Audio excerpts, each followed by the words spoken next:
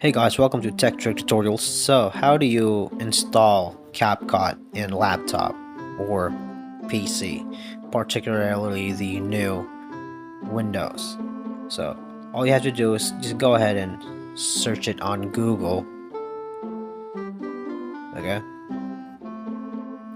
let me just search it off a little bit here so that you guys could know what I'm talking about here.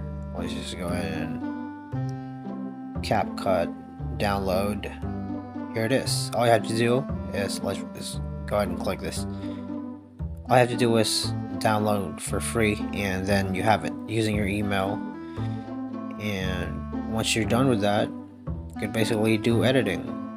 The thing I love about the PC ones is that it has a lot of features that they don't have on the mobile application.